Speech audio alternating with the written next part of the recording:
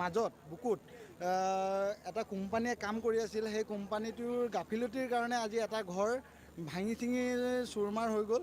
আৰু সেই কোম্পানীটোৱে যাতে অতি শীঘ্ৰে আমাৰ দলং আৰু ৰাস্তা যাতে সোনকালে বনাই দিয়ে, সেইটোৱে আমাৰ দাবী যুৱ ছাত্ৰ পৰিষদে। দলং নিৰ্মাণৰ কাৰণে নদীত বান্ধ দিছিল। হয় হয়, দলং নিৰ্মাণৰ কাৰণে সৰু সৰু কালভাৰ আনি তেওঁলোকে বান্ধ দিছিলে। সেই বান্ধৰ ফলতে আজি সোঁতৰ পৰিমাণটো বাঢ়ি গ'ল। তাৰ ফলতে আজি এটা ঘৰ ভাঙি চুৰমাৰ হ'ল। ইমান দিনে যমুনা নদীত পানী নাছিলে কিন্তু। হয় হয় হয়, এই বান্ধটো দিয়াৰ পিছতে মানে পানীবোৰ যাব নোৱাৰাৰ কাৰণে, বৰষুণত পানীবোৰ যাব নোৱাৰাৰ কাৰণে সোঁতটো বাঢ়ি এই ঘৰটো ভাঙিছে বুলি আমি ভাবোঁ। পৰা চৰকাৰে বা প্ৰশাসনে কৈছিল যে প্ৰবল বৃষ্টিপাত হোৱাৰ আশংকা আছে বা ধুমুহা আশংকা আছে। ইয়াৰ সত্ত্বেও কিন্তু কোম্পানীয়ে নিজা ব্যৱস্থা গ্ৰহণ নকৰিলে, কি ক'ব?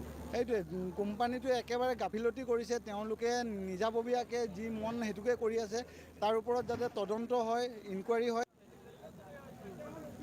কেইদিন নেৰানেপেৰা বৰষুণ দিয়াৰ কাৰণে যমুনা নদীৰ ওপৰত এটা মাথাউৰি নিৰ্মাণ কৰিছিল তেখেতসকলে টেম্পৰাৰী হিচাপত।